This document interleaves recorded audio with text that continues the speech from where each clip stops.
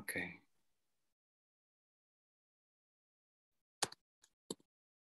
And so shall I start? Just a second, yeah. So the next panel, for the next panel, we have Jan Cook from Prague and then Odysseus Stone from Copenhagen. Jan, the floor is yours. Thank you very much, Christos, for this opportunity to speak here. And, my presentation is basically a shorter version of a paper I published a couple of years ago. So I tried to shorten it enough to fit the format of conference, but I will basically read the paper, and the paper is available also online. In defense of bare attention, it is my attempt at a phenomenological interpretation of mindfulness. Mindfulness is arguably the most important concept to have transplanted from Buddhist thought to contemporary Western psychology. However, whilst mindfulness was already an ambiguous term in the original context, specified more by a set of practices than a clear definition, its cross-cultural transmission has blurred its content even further. In this talk, I assess the widespread definition of mindfulness as non-elaborative, purely receptive, bare attention. According to the critics of bare attention, what can be characterized as purely receptive is the automatic turning of attention toward an object. But should mindfulness be a quality of consciousness that is to be established and developed by the reflexive practice of meditation, it must be something more than this automatic turning of attention, says the critics of that concept of bare attention. In this talk, I will show how the definition of mindfulness as bare attention can be defended by explicating it in terms of the phenomenological model of attention. This is my goal. There is no one definition of mindfulness or sati, and the differences lie not only between the psychological notion of mindfulness and the Buddhist term sati. In various places of the Buddhist canon, the word sati is used with different meanings. And similarly, the sense of the word mindfulness varies in psychological literature, in questionnaires that define it through scales, as well as within the framework of therapeutic work. Bodhi, who has summarized the situation as follows: the word mindfulness is itself so vague and elastic that it serves almost as a cipher into which we can read virtually anything we want. Is there any accord then? Bishop and his collaborators express a consensus which has governed the conceptualization of mindfulness. Mindfulness is a kind of non-elaborative, non-judgmental, present-centered awareness in which each thought, feeling, and sensation that arises in the attentional field is acknowledged and accepted as it is. This consensual definition clearly and symptomatically draws upon Buddhism. But as Gethin and Schaaf noted, this was a reformed Buddhism spread around the world thanks to the influential book, The Heart of Buddhist Meditation by Sri Lankan monk of German origin, Nyanaponika.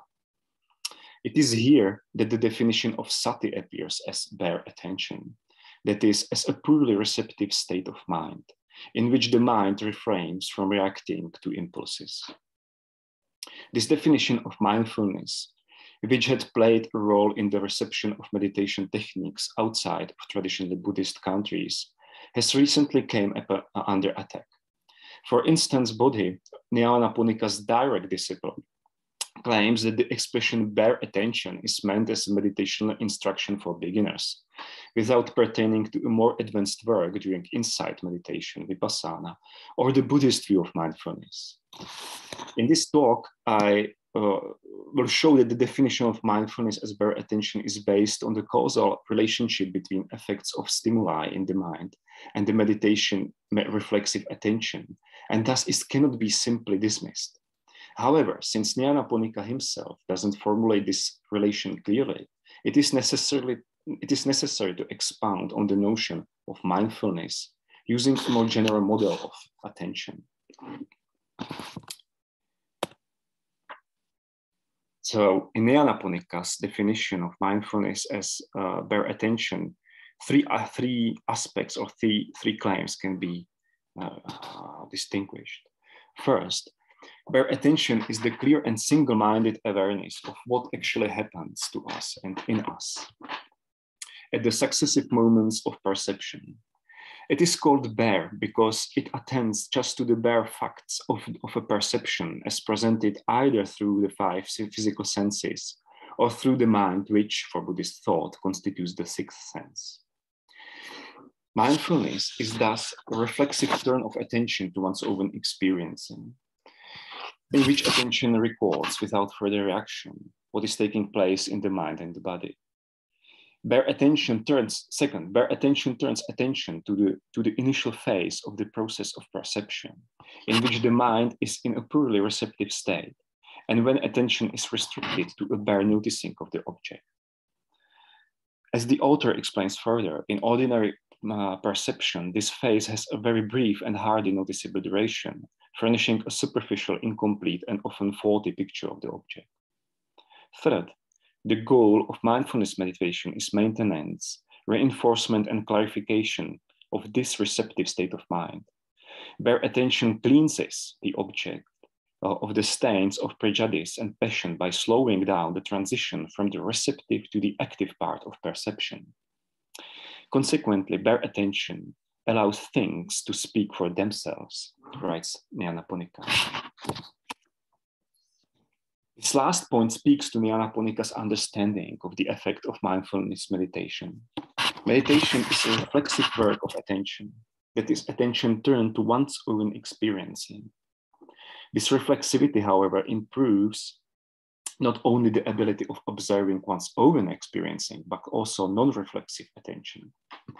According to Nyanaponika, meditation brings reflexive attention into a receptive state, thereby reinforcing the general receptivity of attention. By virtue of meditation, we learn the attitude of the mere registering of all and sundry stimuli, but be it our own experiences or objects in the world. Meditation is thus a return to a state of mind with which ordinary perception begins at every moment, and an attempt to remain in this state for as long as possible.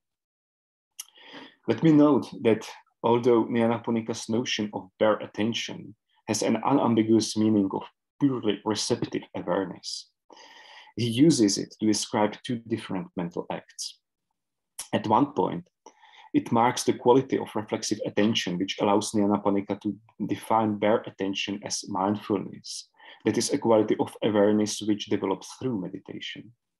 At another point, it denotes the incipient phase of perceiving any object, that is not only one's own experiences during meditation. In other words, Nyanaponika defines mindfulness by means of the same words with which he describes a general receptivity of the mind as bare attention. Recently in 2011, 4 papers appeared, papers written by Bodhi, Dreyfus, Gettin, and Olensky, Buddhist scholars, and all have objected to conceiving mindfulness as bare attention against Nyanaponika. The common theme of the criticism is the distinction between those mental features that belong to any attention and those that belong only to mindful attention. Thus, what can be characterized as purely receptive is the automatic turning of attention towards an object. Surely, that presents the incipient phase of any attention, including mindful attention. But should mindfulness be a quality of consciousness that is to be established and developed in the reflexive practice of meditation, it must be something more than this automatic turning of attention, the critics say. When it comes to what exactly the distinctive feature of mindfulness is, opinions differ. Dreyfus reverts to a traditional delineation of mindfulness as not wobbling and explains that it is the retention of the object in working memory that prevents the mind from getting carried away by the fleeting stream of data and to attend to object in a sustained way. He characterizes mindfulness as paying close attention to an object leading to retention of the data, so as to make sense of the information delivered by our cognitive apparatus. Accordingly, mindfulness meditation strengthens cognitive control because it increases practitioners' abilities to retain information. Dreyfus further qualifies this close attention by distinguishing between mindfulness and concentration. Whereas concentration keeps the mind unified on its object at the cost of narrowing focus, mindfulness both retains information about its object and expands the scope of attention. In another context, Dreyfus mentions the metaphor of the watchman in illustrating the functioning of mindfulness. A watchman doesn't focus on particular objects by one, but is ready to notice anything that might happen. Mindfulness would be this readiness, which is different from concentration on a particular object. To sum up, according to Dreyfus, mindfulness, far from being present-centered and preconceptual, is best understood as retentive and cognitive.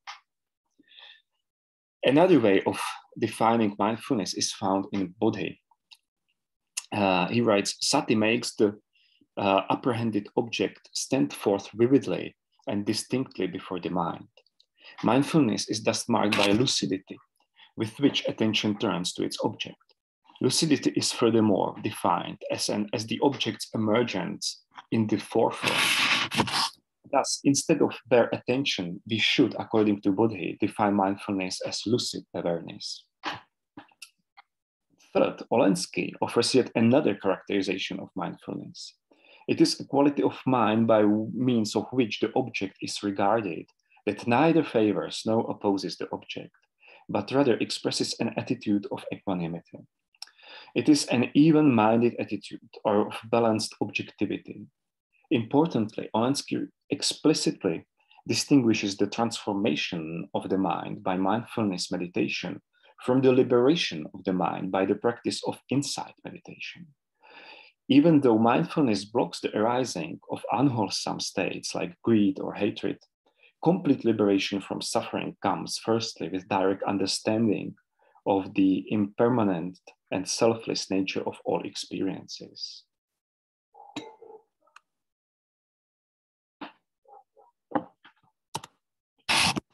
No matter how different these characterizations are from each other, they approach mindfulness from the same angle. They all rely on explaining the role of mindfulness as a prerequisite for understanding the nature of experience. Thus, they regard mindfulness as a means of achieving knowledge. In order for the meditator to achieve transformative knowledge, it is necessary to retain information about the object observed and to have vivid and balanced attention. Accordingly, the meditation doesn't develop mindfulness for the sake of its quality, of this quality alone, but in order to gain insight into the impermanence of observed phenomena. By emphasizing this cognitive aspect of mindfulness, Buddhist meditation practice differs from current therapeutic use of meditation, which relies on the effect of meditation without requiring or seeking this understanding of these three definitions. Only Olensky's characterization of mindfulness as equanimity can explain the fact that meditation transforms the mind independently of cognition and long before the meditator reaches the liberating insight. It is this therapeutic effect of meditation that Nyanaponika explain as a return to receptive bare attention, thus the root of misunderstanding.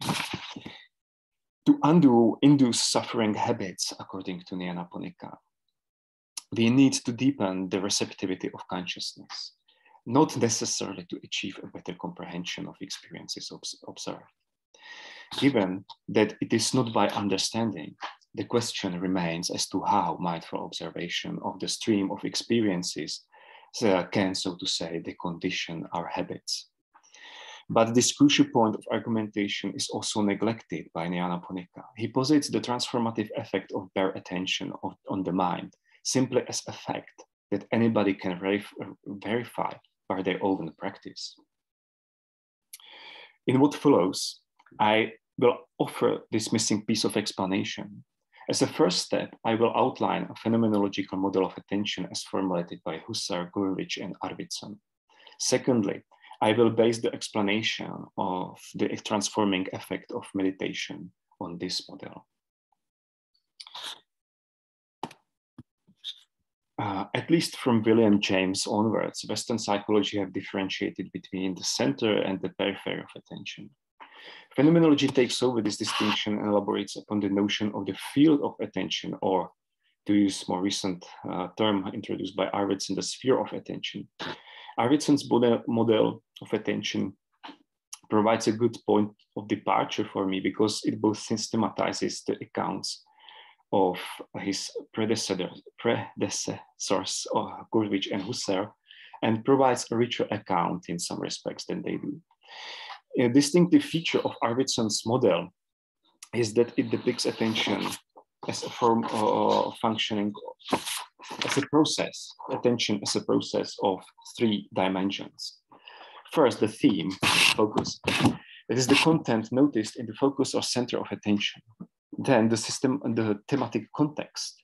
It is that which we notice by noticing the theme and which is relevant in terms of content for the given theme. And third, the margin of attention. That is that which we notice by noticing the theme, but which is irrelevant for both the theme of the attention and its content, in its context. If, for instance, we turn our attention to a tree in the garden, the tree is the theme. The context is those parts of the garden that we perceive inadvertently in connection with the theme. For example, the ground from which the tree grows, or the patch across which it casts its shadow. In the margin of attention remain those stimuli pushed aside by the theme's context. For example, a bird flying across the branches, to which almost no attention is paid, and yet it is partially known.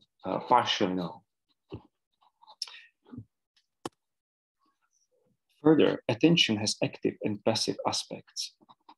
Each instance of attentional capture is a case both of something attracting our attention and are turning the attention to something. The active subjective influence of what will attract attention is manifested in different forms. Attention is influenced by the will, either in the form of deliberate turning of attention or a deliberate maintaining of attention to a chosen object. Expectations affect attention, whether in the form of an explicit looking out for something or an implicit setting of attention to a particular type of object. Attention is further influenced by attitudes, be they emotions, prejudices, or intellectual understanding of the situation. And it may be affected to a varying extent. From the cases of projection, where the subject is almost unable to notice anything other than what she herself brings to the situation, to the cases of great receptivity, where she's open to noticing almost any kind of stimuli.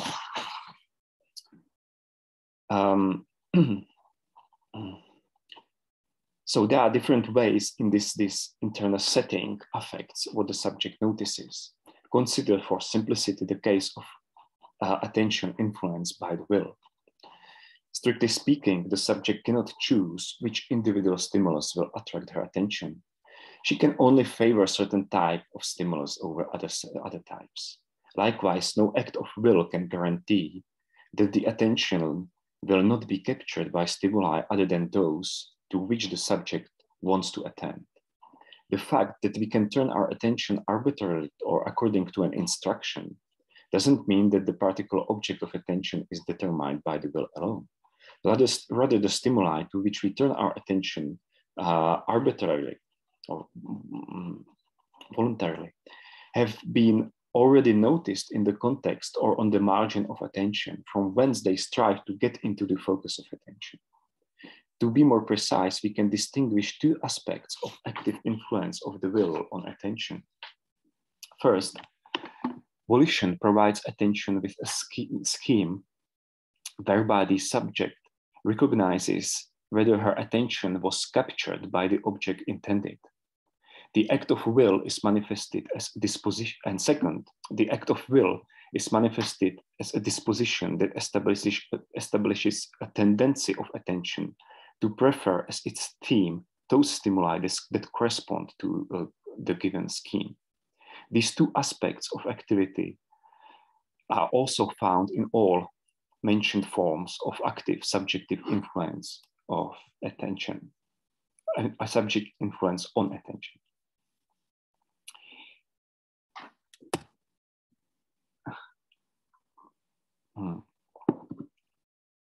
Attention is subject to the scheme and preferences given by the subject. However, the subject can only give these silent rules to attention. She cannot provide actual individual stimuli. It is always the saliency of the stimulus that makes attention turn to a particular object, even though the subject's attitudes usually influence which of the salient stimuli will be selected as the theme of attention. This effect of stimuli on the mind, which leads to something attracting attention, is here in conformity with the phenomenological tradition called the passivity of attention. Husserl conceives of passivity by means of the notion of affection. In the context of the phenomenology of attention, affection denotes a stimulus which founds the mind's tendency to shift the center of attention from one object to another. Affection has the character of a force which overlaps with neither the physical force nor a degree of cognition. The affective force is not an effect of a physical force upon the mind, but rather the force of a stimulus as experienced by the mind. The degree of the affective force can be very different from the intensity of the physical event, governed as it is by the meaning this event has for the consciousness. For instance, a sound we are all agog to hear can be barely audible, and yet we will not miss it. Yesterday's unpleasant encounter we keep thinking about no longer exists as a physical event, and yet it can affect us more than the sound of an approaching car. According to the effect on attention, one can distinguish 3 degrees of the affective force. First, at the zero affection, the object doesn't exist at all for consciousness. For example, a sound inaudible for the human ear. Second, affection causes a change in the center of attention, according to which the thematic context and margin of attention become reorganized. This happens every time we turn our attention to something. And third, affection doesn't cause a change in the theme of attention, but merely a change in the thematic context, or it even becomes pushed aside to the margin of attention. This happens when something affects the understanding of the object we are paying attention to, or when something influences our behavior without attracting attention to itself. The affective force is closely connected to the conception of attention as a multidimensional sphere or field. The mind is never affected merely by one affective force alone. The center of attention is placed at an intersection of combating forces. Distinguishing among the relations between simultaneous and consecutive affections, one can claim the following. First, at every moment, the center of attention is occupied by a stimulus with the highest affective force. And second, the affective force doesn't exhaust itself by combating other affective forces, but affects the mind for a certain time, or transforms itself onto another affection. In other words, every stimulus founds within the mind not only the tendency of turning attention to itself, but also the tendency to prefer a certain type of stimuli to others. Every new affection thus enters the attentional field, which is always already predisposed towards a certain mode of perception, preferring the continuation of recent experience. For instance, a quiet tone, which under other circumstances wouldn't attract attention, will nevertheless be noticed thanks to its placement within a melody. In this connection, Gurevich coined the notion of the positional index, which expresses the sum total of what lends the theme its attentional context. Husserl speaks of a variable affective relief, thanks to which the affective force has no absolute value, but just a value that is relative to other simultaneous and consecutive affective forces. Finally, these three aspects of attentional field, activity, passivity, and the three dimensions, are to be understood in their mutual relationship.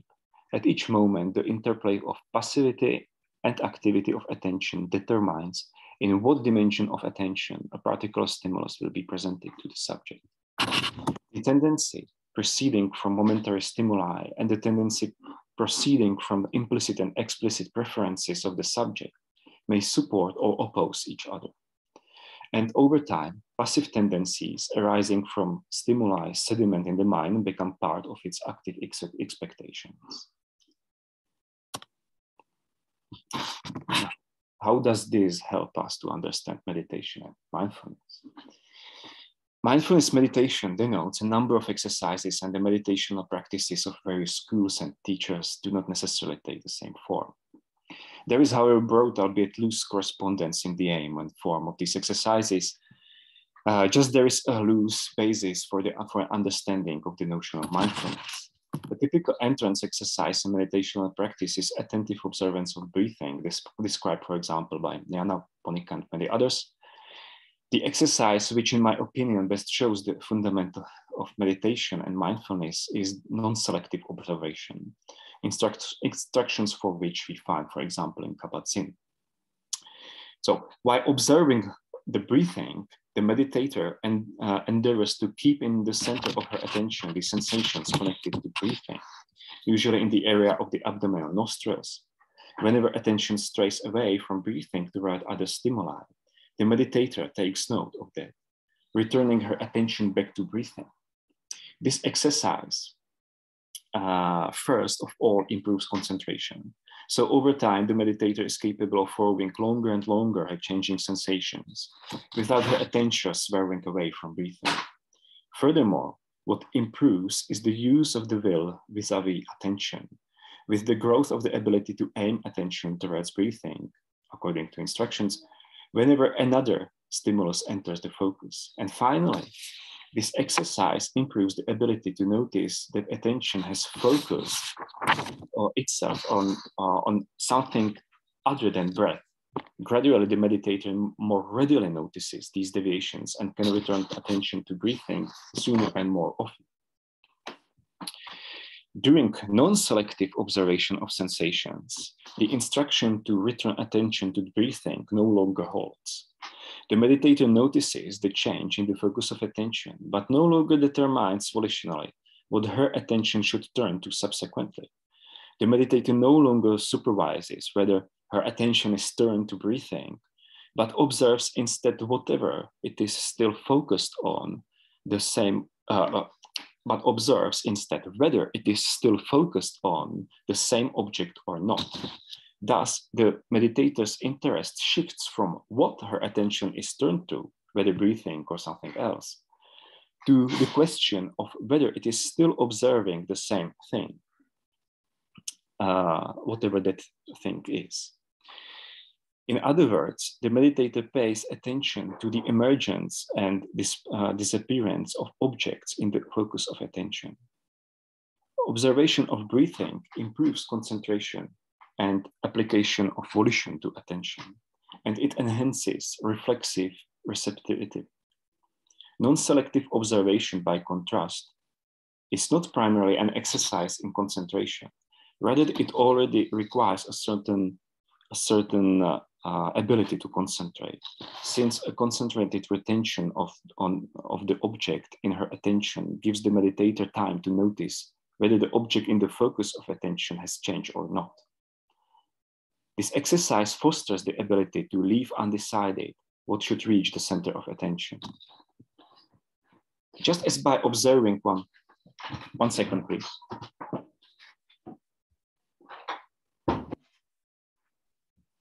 Just to say, Jan, you have about 3 more minutes. Is that okay?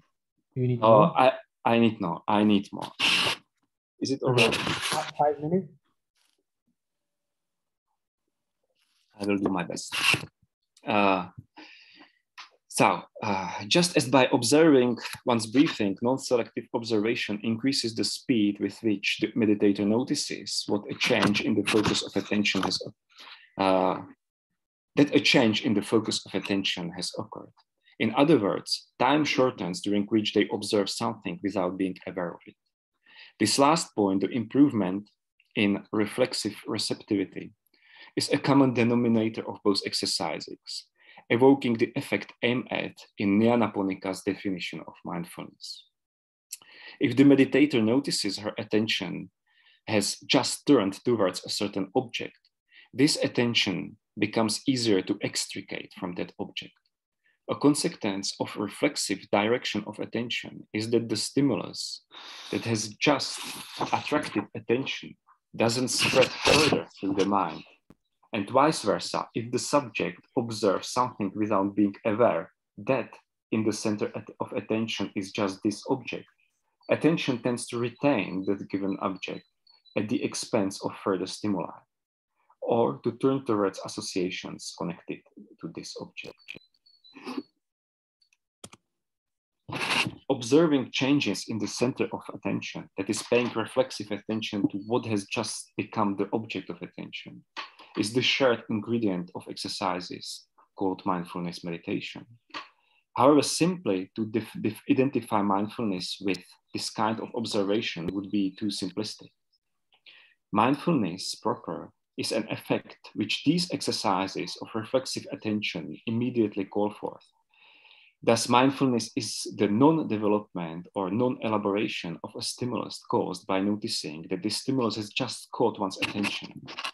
Expressed in terms of the phenomenological model of attention, mindfulness consists of stopping the spreading of the affective force of a stimulus through the mind, caused by the shift of the focus of attention to the fact that an object has just become the theme of attention.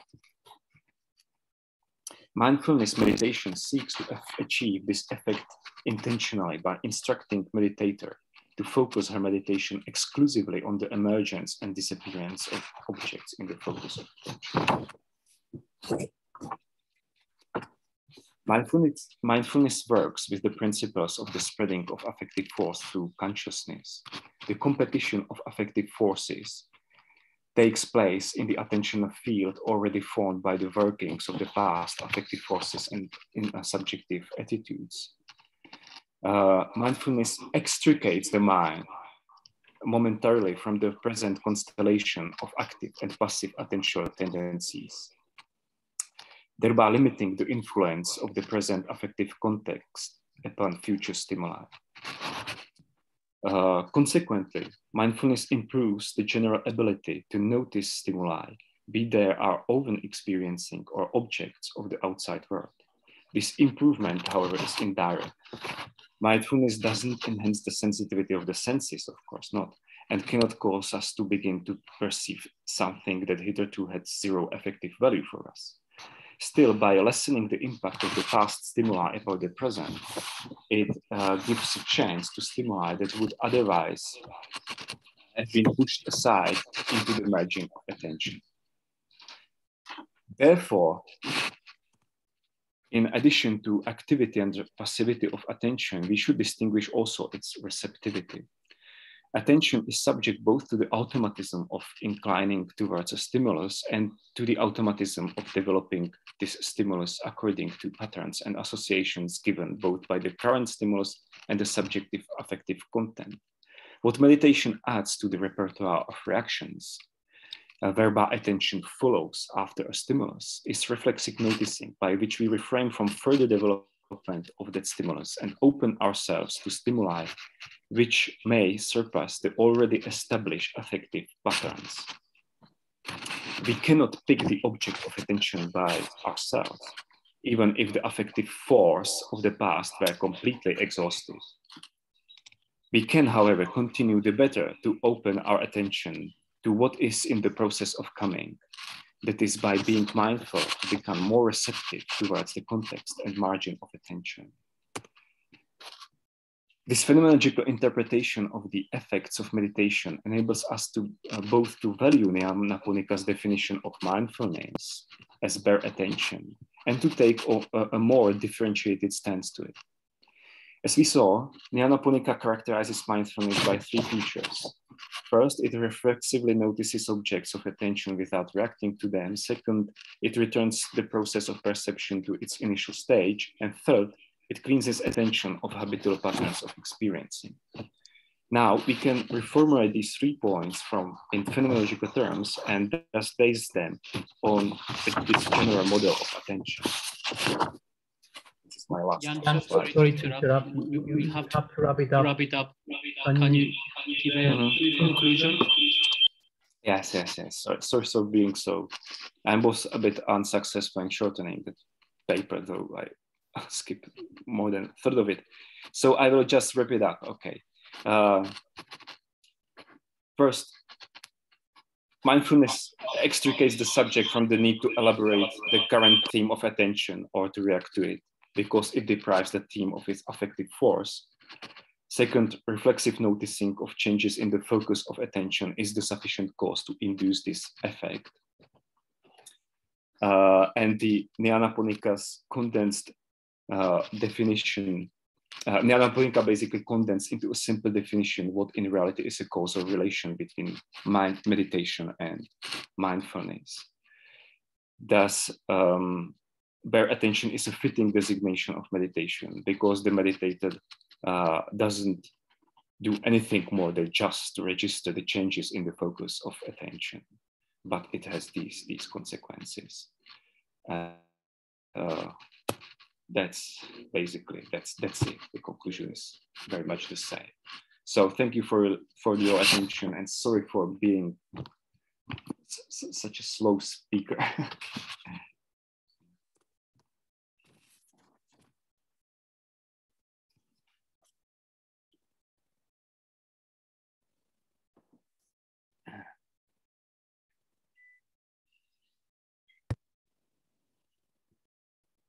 Can I share my screen? Sorry, Odysseus, do you have a PowerPoint? Yeah. Okay, so we have Odysseus Stone now from Copenhagen, and the floor is yours. Okay, 1 second. Oops. That's not how I wanted it. Can you see? Can you see it? Yes? Yeah. Okay, I just wanted to shift something around because it's not looking right on my screen. Can you still see? No. Well, yes, we can see your files now. You can see my files, but not my PowerPoint. Okay, no worries. I'll just do it on my laptop then. That's fine. Because I have another screen. Okay. Okay, so great. Now you can see just the regular PowerPoint, right? Yeah. Okay, that's fine. Yeah. No, we can see your comments too. Oh God, that's so annoying. Okay. Then I have to unplug my screen like this.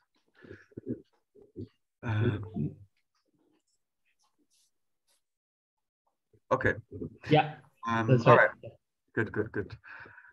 So yeah. So thank you, Christos, and also Susie. I don't know if Susie's actually here yet, but for hosting this very interesting conference, and it's been really nice to hear all the different talks and takes on this issue. So the first thing I'm going to get you to do is basically kind of engage in a practice of letting go of the title that was listed on the program, because I think that was something extracted from my abstract. And so this is going to be my title: Self-Awareness, Attention, and Not Self in Mindfulness, Reflections from Phenomenology and the Philosophy of Mind. And I thought I would just begin by first saying a few words about kind of where I'm coming at this talk from. And as was mentioned at one of the talks yesterday, together with my supervisor, Dan Zahavi, we published an article on phenomenology and mindfulness, where we're quite critical about some of the attempts to kind of compare phenomenology and mindfulness over the last couple of decades or so. And so I've been feeling a little bit like the kind of Grinch at Christmas here at this conference, I just wanted to say that I think the way that I'm seeing it, there were kind of different projects here. I think one concerns basically the attempt to kind of compare phenomenology and mindfulness, which often kind of treats mindfulness as a kind of first-person method, a kind of an approach which takes experience seriously. Maybe a kind of science, a kind of introspective psychology, maybe a kind of phenomenological psychology, and then kind of gets these comparisons going with phenomenology as a kind of a similar or a compatible first-person method. So I'm not going to be talking about that issue today. I think there were lots of other kinds of avenues for interesting exploration between mindfulness and phenomenology, which don't kind of take that kind of comparative route. And that's kind of what I'm going to be presenting today. And yeah, so I kind of think in broad picture, I kind of think of phenomenology as a kind of philosophy, and I think of mindfulness, at least kind of Buddhist mindfulness practices, as practices of kind of self-cultivation, if you like, practices which often exploit the plasticity of our self-experience. They're interested in kind of shaping, conditioning the mind according to various normally kind of soteriological concerns, especially in a Buddhist context. And I think that kind of aspect of Buddhism also stands in a complicated relationship to Buddhist philosophy. And I think really it's kind of Buddhist philosophy and phenomenology which are kind of the proper partners for comparison, if you like. But with that said, and we can talk about that maybe in the Q&A after, I just wanted to, so basically what I'm going to do today is basically say a few words about how I think maybe phenomenological analyses and ideas can be brought to bear on thinking about mindfulness, thinking about the kind of self-experience that we cultivate in certain kinds of mindfulness practice. I'm especially going to be focusing on the philosophy of attention. I'm actually not going to be talking all that much about phenomenology, so I'm also going to be drawing on some ideas in the philosophy of mind, which is, I have a background also in analytic philosophy. So, okay, so that's my kind of preface, and now just some introductory remarks. So I basically thought I would start by a kind of broad typology that one finds in the mindfulness literature, which is a kind of interdisciplinary, pluralistic literature at the moment, which draws on Buddhist scholarship, cognitive science, philosophy, other disciplines as well. So some of you may be familiar with this kind of typology. So it's basically a distinction between two broad styles of mindfulness meditation. And mindfulness is, of course, a term of a very broad semantic range, but these are kind of two broad styles of mindfulness meditation. One kind of type of meditation is sometimes called focused attention. This is a term that also encompasses kind of a range of different practice styles itself, I think. But basically the core idea behind focused attention meditation is that it involves a kind of active, engaged focus on a meditation object. This is a kind of Buddhist spin on focused attention meditation as I see it. A kind of active, engaged focus on a meditation object. I'm using the word object quite loosely here.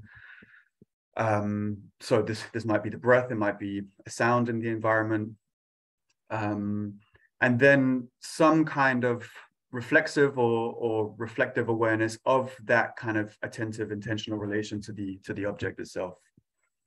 And then a distinction is often made in the literature between kind of early stages and advanced stages of the practice, where in the early stages it's said that you'll often lose track of the object, so you'll lose your focus and you might end up mind wandering, like thinking about a upcoming vacation or something like that, and have to kind of use a sort of fairly explicit reflective process, maybe a kind of mental noting such as, my mind has been wandering, so as to be able to kind of redirect your attention back to the breath.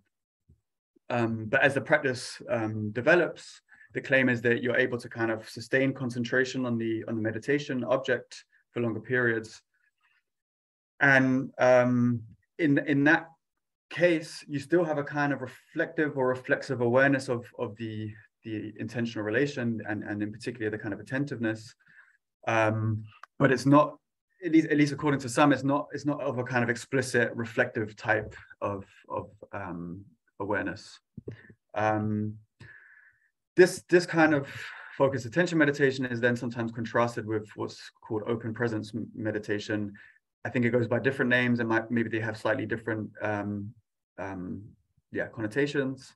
So sometimes it's called open monitoring meditation or choiceless awareness. I'm going to use the term open presence. That's kind of paying homage to the Tibetan Buddhist tradition. But basically, the basic idea there is that you don't have any kind of active focus on an object. So that you're not attempting to kind of select an object. You're not intending to kind of take up an active, attentive position. So success is kind of measured here by whether you're not directing your attention actively. So you drop the prescription to focus on a particular object. So my talk today is primarily going to be focusing on this first part of kind of this aspect of focus attention meditation. So I kind of want to understand what's going on in this phenomenon. So the plan is I'm going to kind of introduce some of the literature on mindfulness. I'm going to kind of flag a standard way of thinking about this kind of self-awareness that we have in attending, in terms of a kind of meta-awareness. I'm going to suggest there are some problems with that conceptualization. Then I'm going to introduce a distinction that will be hopefully familiar to you all from the phenomenological tradition between reflective and pre-reflective self-consciousness. And we're going to kind of suggest that maybe pre-reflective self-consciousness might kind of help us in some respects in understanding what's going on in meditation, this kind of meditation. But then I'm going to hint towards some problems with that kind of route. Then I'm going to basically, and this is kind of the core point of my talk today, is to kind of put forward a slightly different proposal. And I'm going to draw on some ideas from analytic philosophy of mind, in particular, Sebastian Batzel's recent work on attention. And also, I'm going to say a couple of things about Husserl. So I'm going to get some phenomenology in there. I'm kind of aware that there are people in the audience that know a lot more about Husserl than I do. So it's going to be somewhat tentative, and I'll be welcome to have kind of feedback. But the basic idea here is that the kind of awareness that we have of attention is a kind of agentive awareness, and I'll go on to kind of explain what I mean by that later on. So in the paper, I'm going to then kind of move on to discuss mindfulness and the self. Of course, mindfulness is connected to this Buddhist idea of no self, and I'm going to say a few things about that in the paper. I won't have time to talk about that today. So, okay, so part one, so mindfulness and the self-awareness of attending. So I think, so Jan Pak, whose paper on mindfulness and bare attention is really great. I can recommend reading it. I read it a while ago, and I have to kind of think about how it fits in with what I'm saying here as well. But I think it's very important to bear in mind that mindfulness is a term of an extremely broad semantic range. So when people are kind of talking about phenomenology and mindfulness, it really depends on what we mean by mindfulness. It's equally the case with phenomenology, of course, but I think also with mindfulness.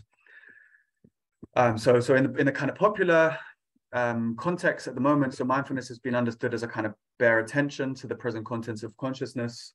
I think you see this kind of an understanding reflected in John Kabat-Zinn's definition. So paying attention in a particular way, on purpose, in the present moment, and non-judgmentally. We had this definition also before. A non-elaborative, non-judgmental, present-centered awareness in which each thought, feeling, or sensation that arises in the attentional field is acknowledged and accepted as it is. Now, some of you, well, we've just heard from Jan that these are kind of quite controversial definitions, both in a Buddhist context where you get different kinds of definitions tied to different kinds of theoretical backgrounds, not all of which are necessarily compatible, according to some at least. I think also in the field of mindfulness studies, if you like, this field that I referred to earlier, there's a sense that these definitions are not precise enough. They don't distinguish or differentiate between different kinds of things that are going on under the umbrella term of mindfulness. So some people have basically suggested we treat mindfulness as a kind of family resemblance term for a number of related overlapping kinds of practice styles and associated experiences. Other people have basically suggested that we just get rid of the word mindfulness altogether. We need more fine-grained concepts.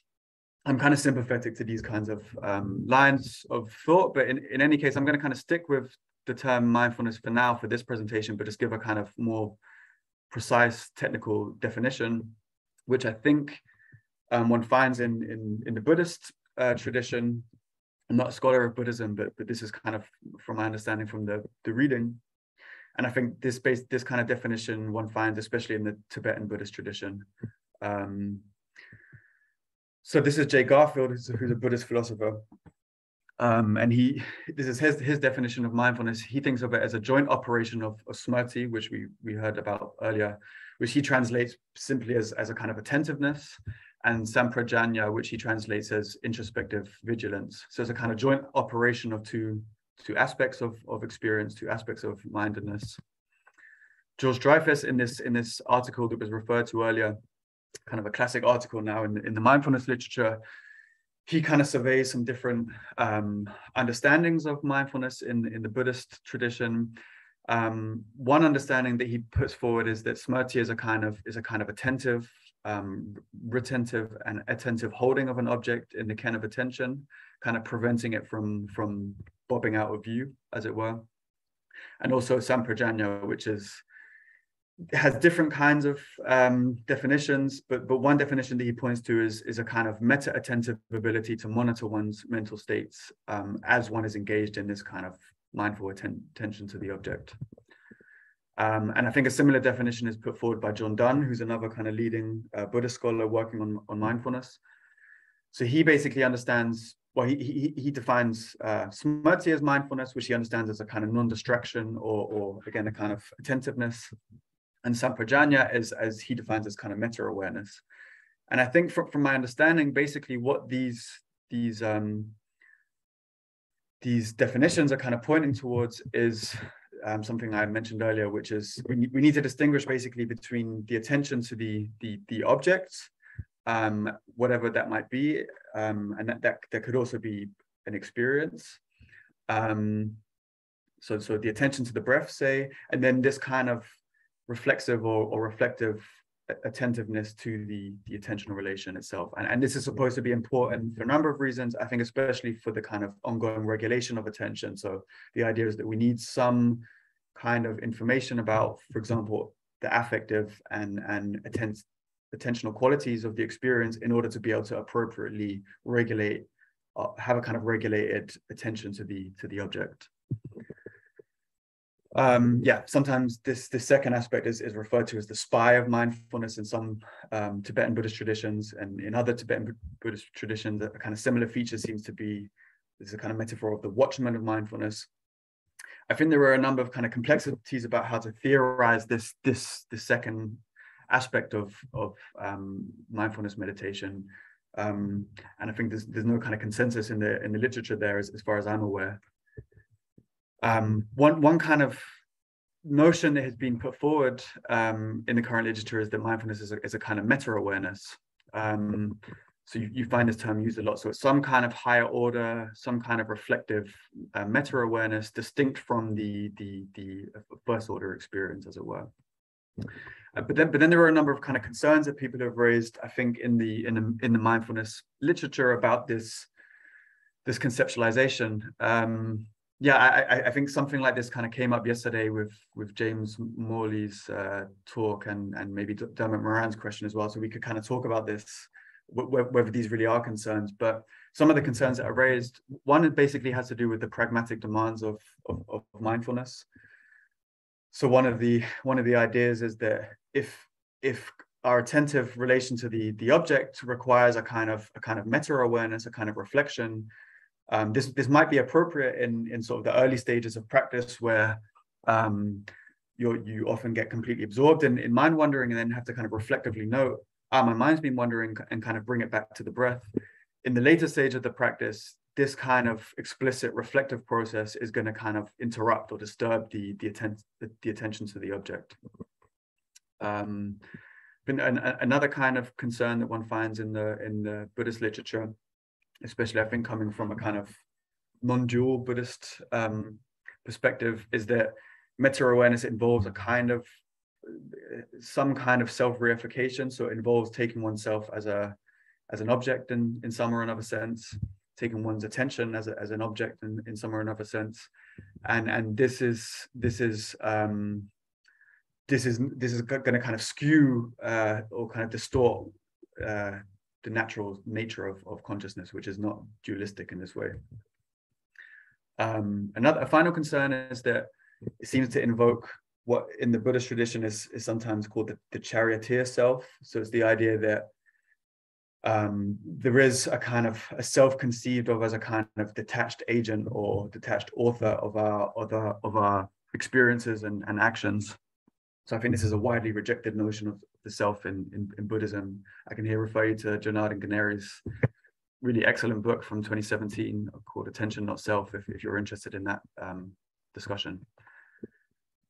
Okay, so some responses here. So one recent response has basically been to distinguish between different types of meta-awareness. So in a paper from 2019, John Dunn, Evan Thompson, and Jonathan Schooler basically distinguish between what they call an intermittent propositional kind of meta-awareness and a sustained non-propositional kind of meta-awareness. And their claim is that the first is maybe needed in the early stages of focused attention meditation, but in the later stages, you need this sustained non-propositional form of meta-awareness. But again, I think these are all kind of open questions about how exactly to conceptualize this kind of latter aspect of mind in mindfulness.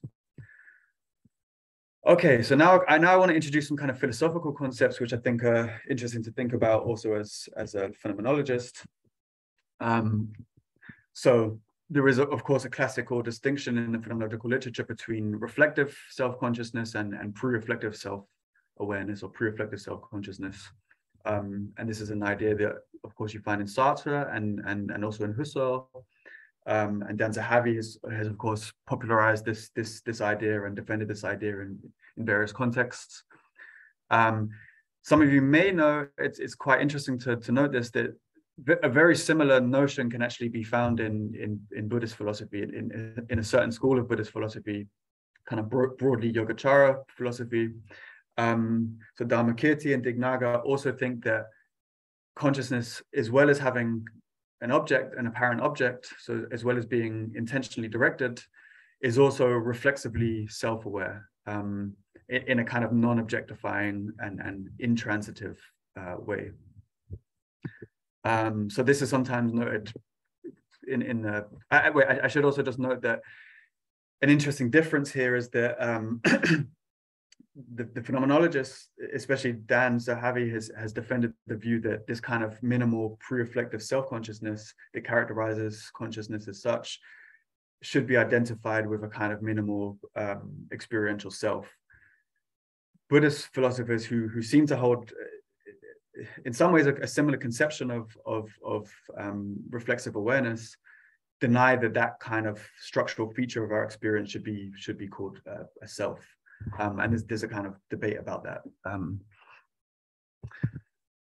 But so sometimes this is known as the first personal givenness, perspectival ownership, for meanness of experience. Some of these terms I think Buddhist philosophers would kind of not like, but in any case, so basically what I'm kind of wondering, what I'm putting forward here is a suggestion, which is that perhaps we might understand the kind of reflexive or reflective awareness that we have of the attentive intentional relation to the object in focused attention meditation, basically in terms of a kind of pre-reflective self-consciousness conceived in this way.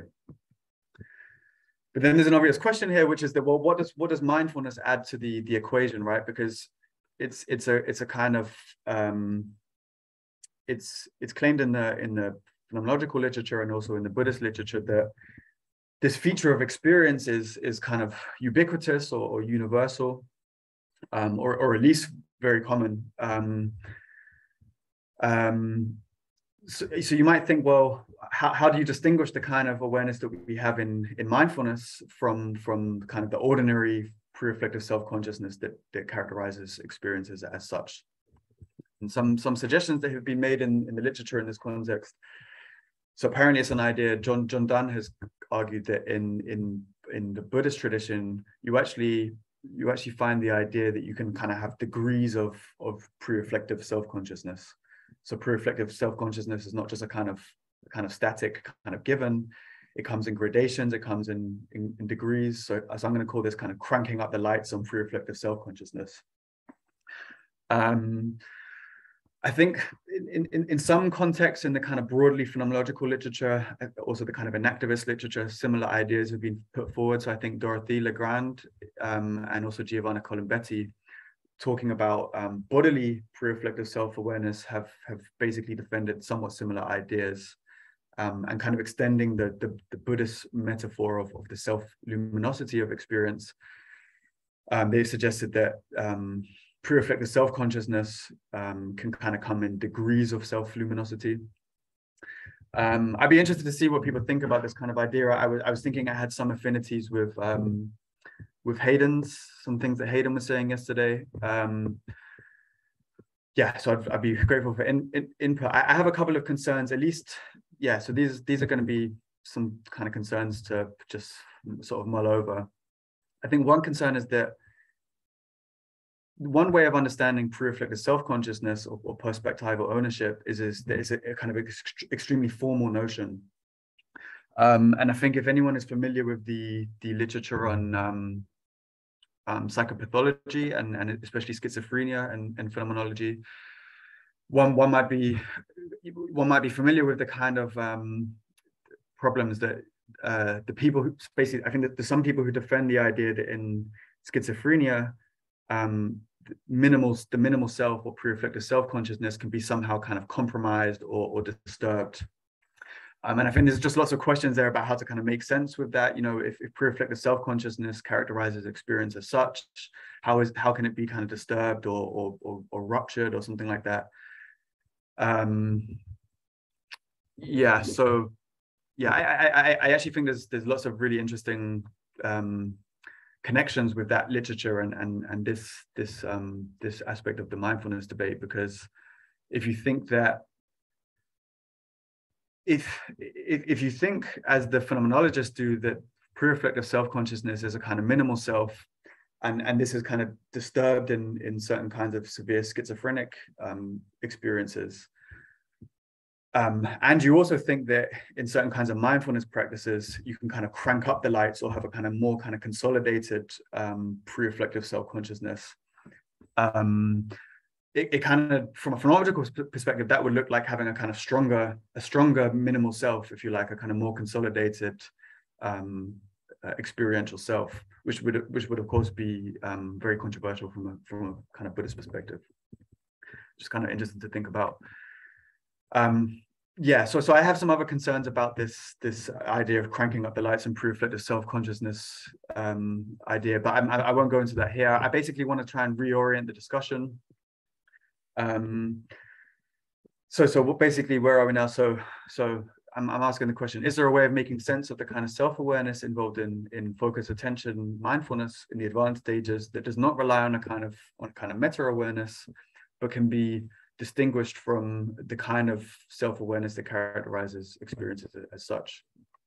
So I basically want to now draw on some considerations from the philosophy of attention. So the ideas that I want to kind of extract from the philosophy of attention is one, the idea that attention is an activity, it's an activity of some kind, and that the kind of awareness that we have of attention, the kind of awareness that we have of attending, is primarily, or at least interestingly, a kind of agentive awareness. So it's an awareness of being engaged in that activity.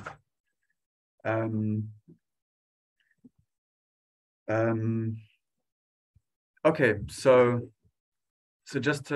I'm now going to introduce a couple of different views here. So one is from Sebastian Vettel and one is from Husserl. So this is Sebastian Vettel's. This is a kind of nice summary of Sebastian Vettel's recent work on attention. So he claims that in conscious experience, subjects are actively taking a perspective on an apparent world. So here he's kind of in agreement with the kind of inactivist, and if you like. So perceptual experience is not just a kind of passive encounter with the world. So subjects are actively taking on a perspective on an apparent world. Consciousness has a center periphery structure, so it has a kind of foreground background structure, which cannot be reduced to the structure of appearances. So here he's kind of rejecting the idea of the transparency of experience, the idea that there's nothing to experience except for the objects presented.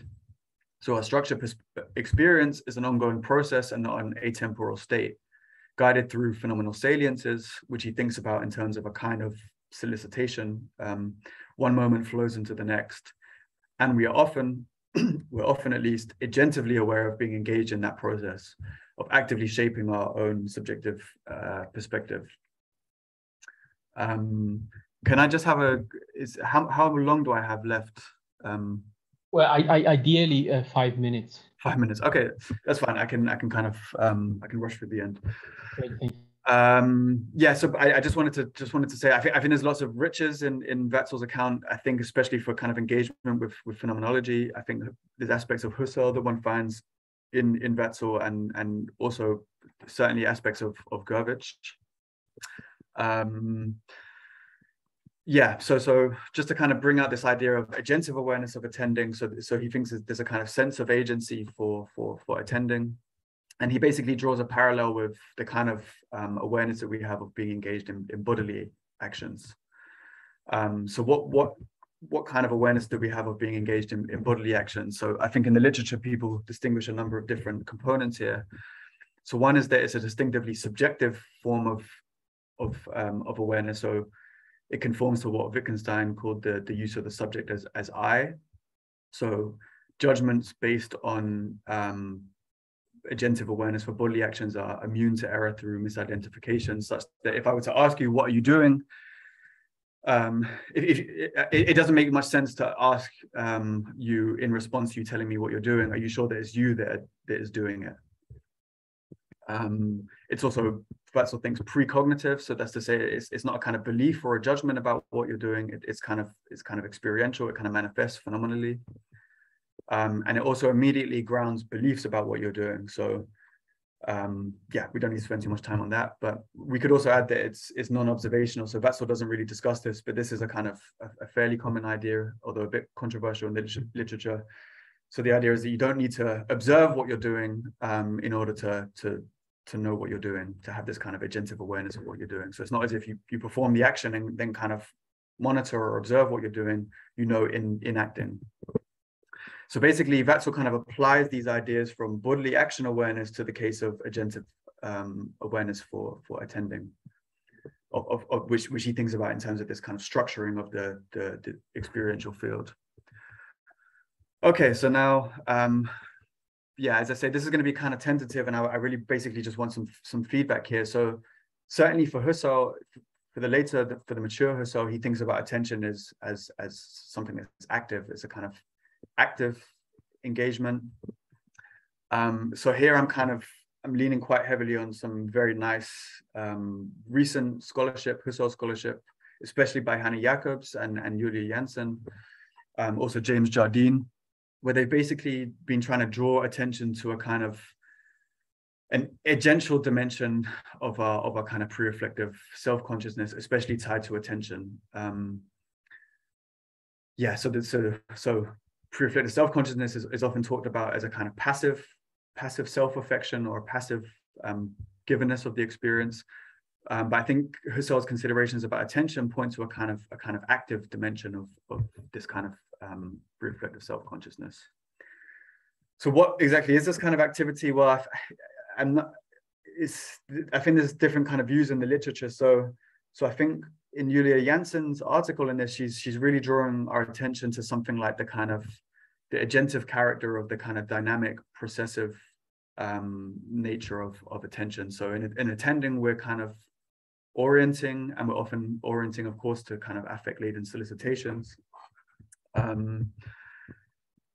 Another idea which Hanne Jacobs has put forward is that attention is active because it's receptive. So for Husserl, receptivity is kind of, I guess, points back to something Jan was discussing. But for Husserl, receptivity is, so even when our attention is captured, we're kind of active in the sense that we in some minimal sense kind of take up how something appears to us, or not, as the case may be. So I'm not going to discuss that Hannah Jacobs' ideas so much, but I think they're extremely interesting, and I think they would need to be integrated in some way in the end. But I'm going to focus a little bit on this this kind of first aspect of the kind of active character of attention. Yeah, so Husserl says the turning towards is itself characterized by an I do, and the wandering of the rays of the attentive regard in the mode of turning toward is likewise a I do. And Janssen kind of draws the parallel between, a bit like Wetzel, between kind of agentive awareness of bodily actions and that of attending in Husserl. Of course, affect plays a kind of key role here as the kind of passive moment in attention. So affect kind of motivates, guides, and modulates our perceptual activities in all kinds of ways. And there's a kind of subtle give and take or dynamic of tension, release, satisfaction, dissatisfaction, unease, ease in the kind of which kind of guide, which modulate our perceptual activities. I'm talking about perceptual attention here, of course. And I think one thing that Janssen nicely brings out, which I think is not discussed so much on Wetzel's account, which is that this one and the same kind of attentive episode can have a kind of passive moment and an active moment. So we have a kind of affective allure from the side of the kind of the pre-given kind of proto-object, as it were, which exercises this kind of allure on the ego. But this kind of allure or tension is kind of relaxed as the ego turns toward the object attentively. So you get this kind of these kind of dynamics of tension and release in the process of attending, of kind of passive affection and active orienting. And I just think Husserl's discussions here of affect are really rich for some of the ongoing discussions about mental agency and attention. So returning to mindfulness, I guess, so my suggestion is basically, so I'm over time now, I can see, I'll wrap up. Basically, I would want to suggest that in the advanced stages of agentive awareness, there's an awareness of engaging in the activity of attending, which is this kind of minimally active orienting with respect to the kind of solicitation from the object, and so we have a kind of agentive dimension there. And I think we would want to contrast this with what's supposed to be experienced in kind of open presence meditation, where I think the idea is that there's not even a kind of minimal turning towards, and not even a minimal kind of activity, or at least ideally not even a minimal kind of activity on behalf of the attending subject. I wanted to say something also about Gerwich, because of course this aspect of Husserl's thought is controversial, and Gerwich has a kind of critique of that. Maybe we can discuss that in the Q&A, but I think mindfulness can also help us to some extent adjudicate between Husserl and Gerwich here. So that would be something I would want to include in my paper, at least. So then I'm going to discuss the self kind of in the latter half of the paper, but so I think I'll just finish up now. Thank you very much, both speakers, for your great presentations.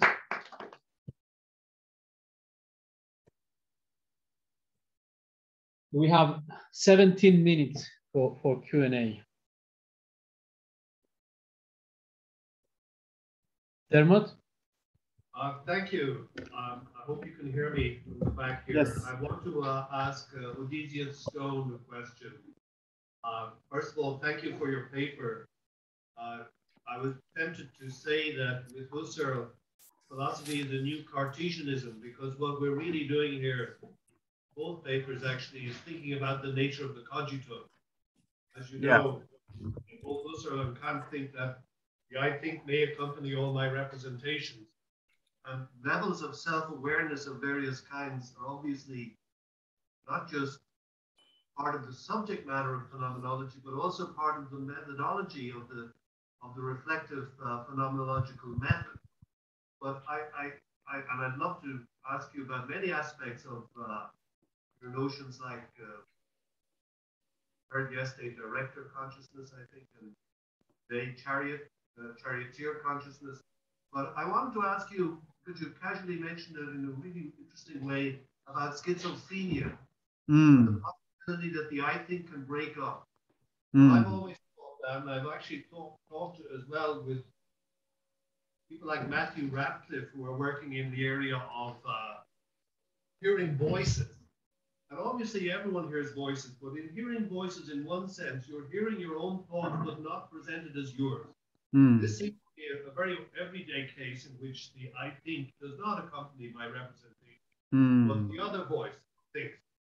And actually, I've done a little bit of work, practical work on this, where I've talked with people who hear voices, schizophrenic. And you know the kind of thing, read that God told me to kill these people or whatever, this Jack the Ripper or whatever. When you ask them, well, what accent did they have? What language did they speak in? Was it a male voice or a female voice? The person looks confused. So the voice that's heard, somehow their own thought in their own head, presents itself as other. Now, obviously, in all kinds of meditative states, intrusive thoughts of various kinds can present themselves in this way. So I don't know whether the detached mindfulness is meant to stand back from that or engage with that and say, wait a second, is this me thinking this?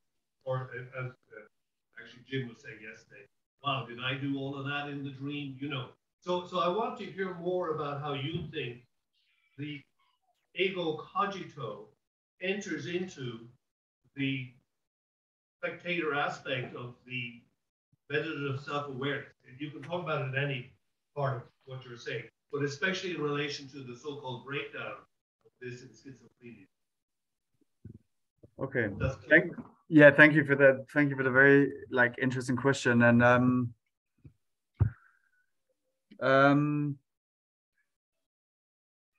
yeah, so I guess there were a couple of different things that came to mind. So one I'm not sure what I think about yet, so I might leave that to the side for the moment. But so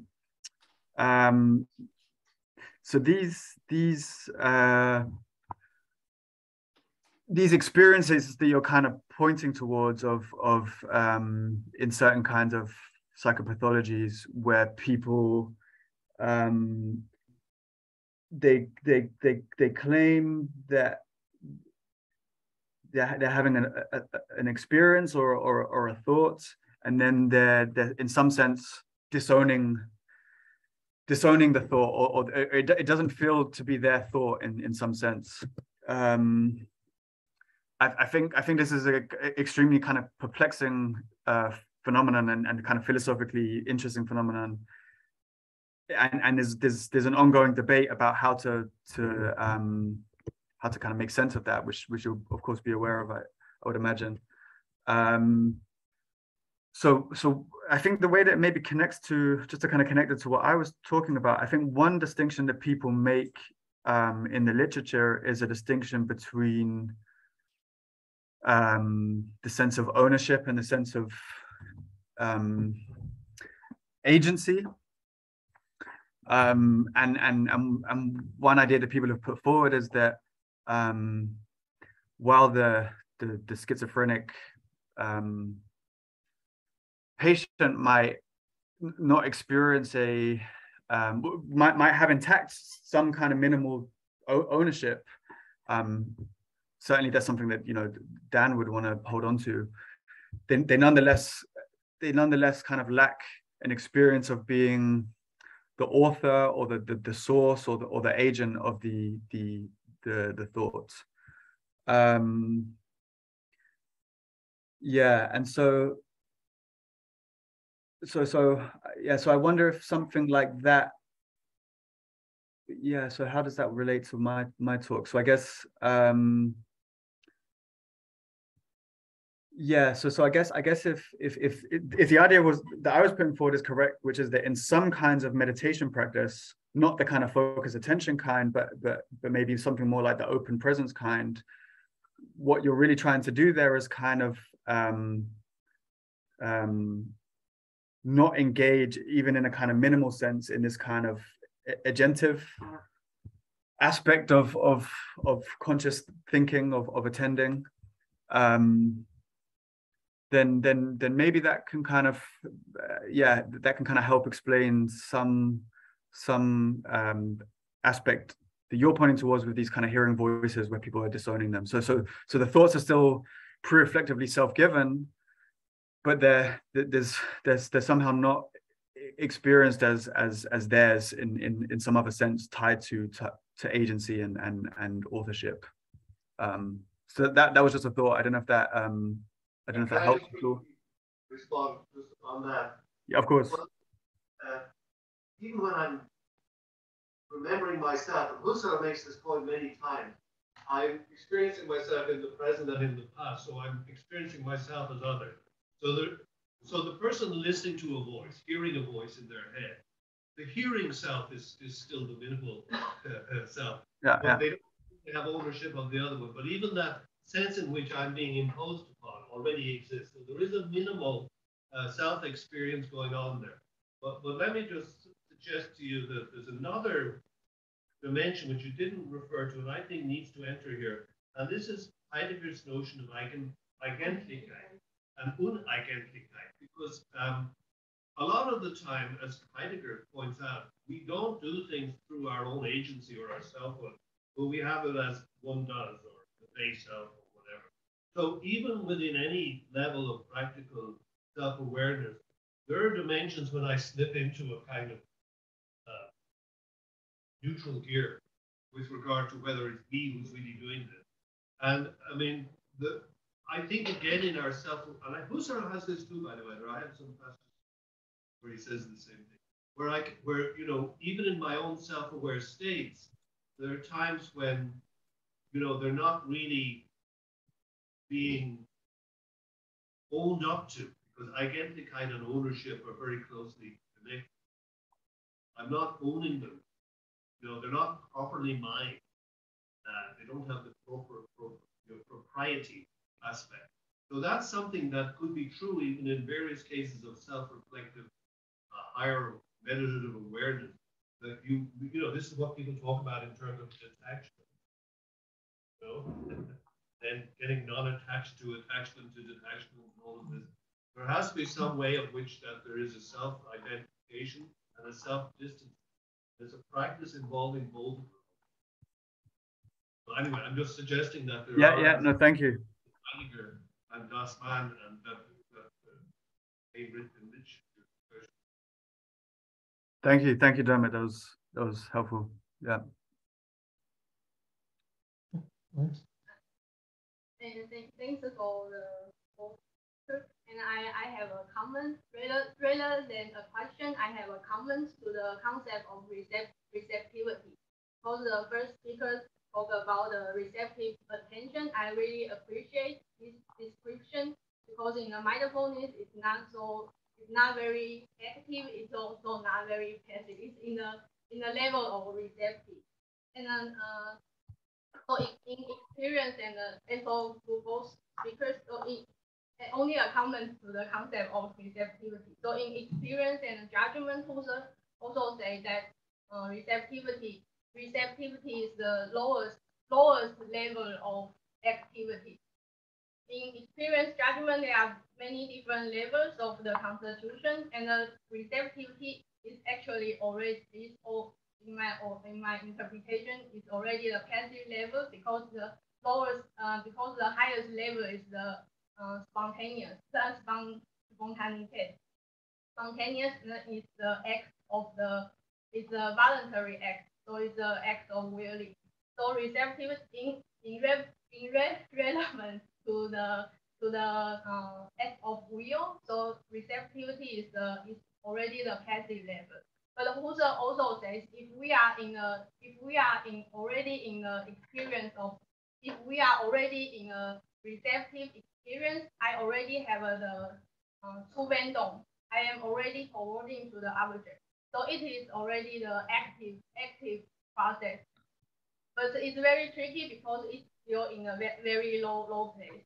So I only want to give this comment to the interesting concept of receptivity, because it has also related to the concept of tendency. Tendency, Husserl also say tendency is a passive concept of willing. So it's blind, but the direction is not clear, but it still has a direction. So I will suggestion the first part of experience of judgment is about the receptivity. That's all on this comment.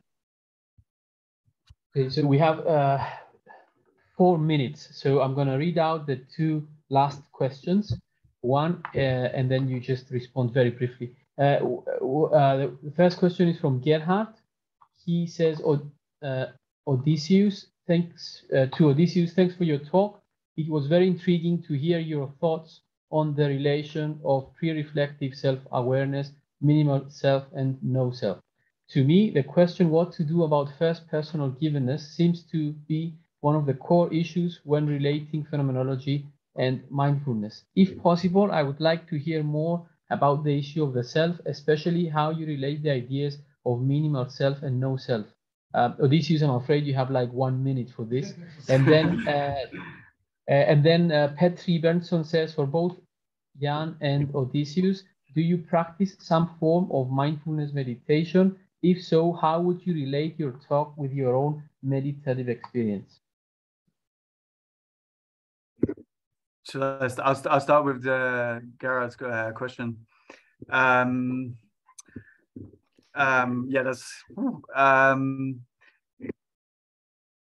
So the question is, you would like to hear more about, especially how I relate the ideas of minimal self and no self. Okay. Yeah. So I'm not a Buddhist, and I think I don't know if you've ever come across this Self, No Self book, which is edited by Mark Sideritz, Evan Thompson, and Dan Zahavi. But basically, it's a discussion on this exact issue, engaging with Buddhist philosophers and phenomenologists and analytic philosophers, all of whom kind of accept this notion of pre-reflective self-givenness of experience, but kind of come to different conclusions. And I think this is going to sound like, so I'm sympathetic to the idea of the minimal self, and I think sometimes I get the impression reading the Buddhist critiques that